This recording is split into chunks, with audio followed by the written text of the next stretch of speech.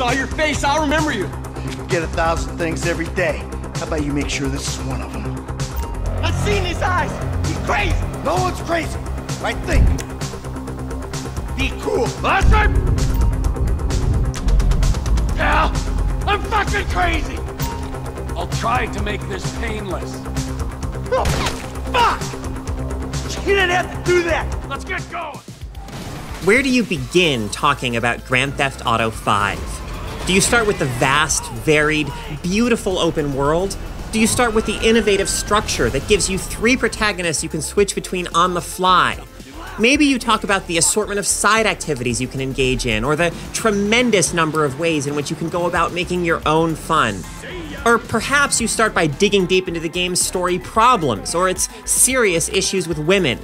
GTA 5 is a complicated and fascinating game, one that fumbles here and there and has a strain of misogynistic nastiness running through it. But it also does amazing things that no other open-world game has attempted before, putting you in the thick of cinematic heist sequences and other exhilarating missions that you experience from multiple perspectives. Yeah, dog, we own it. Okay. The link's active. Now you can control the traffic lights. Let's go. Good luck. Hey, we got it. Here we go.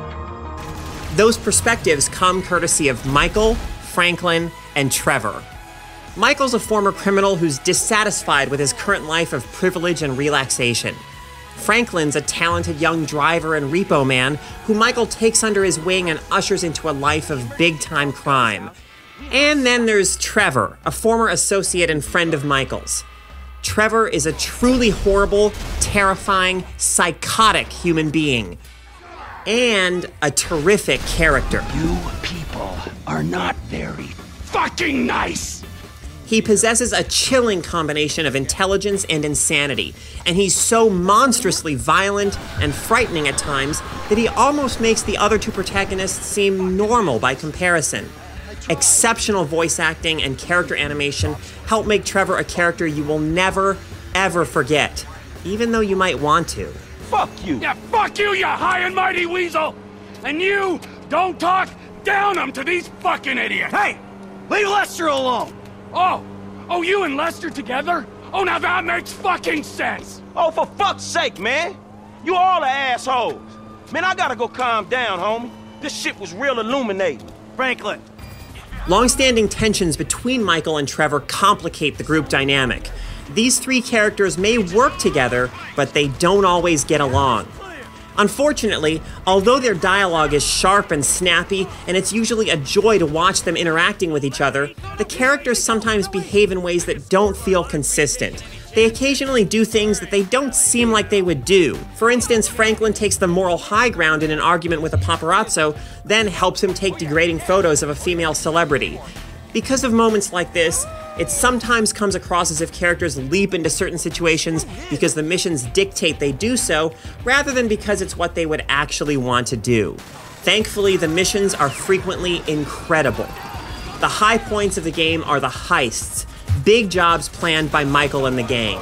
These jobs usually give you a few different choices for how you want to approach a situation, choices that have a tremendous impact on how the heist plays out.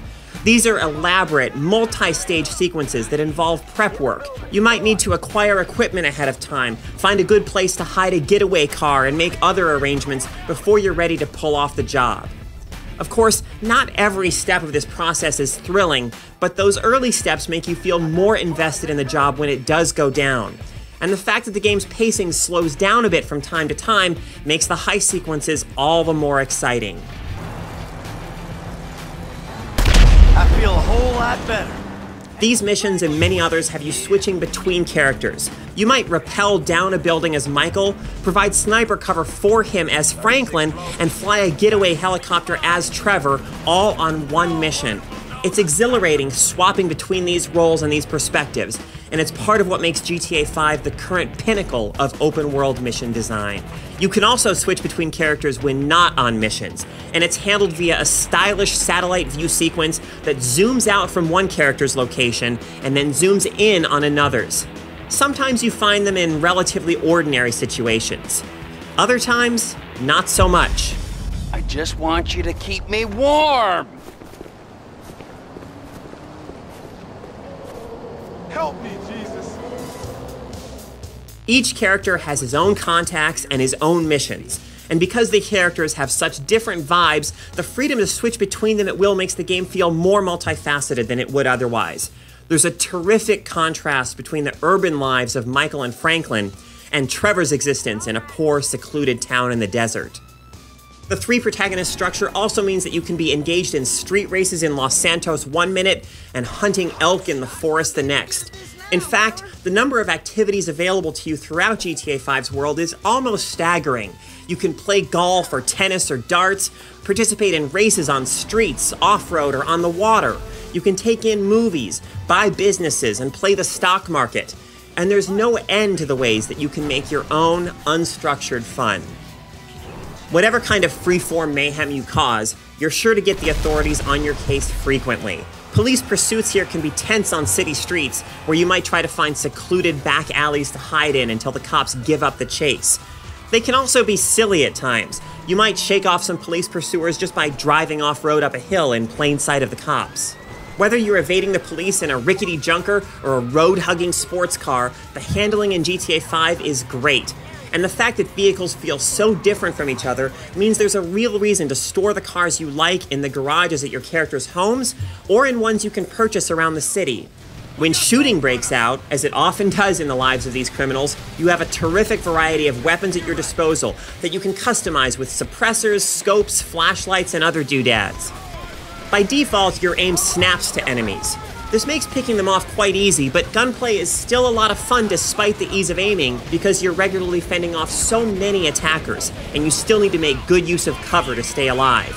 If you're looking for more challenging shooting, you can switch to free aim at any time. There's so much more to say about GTA 5.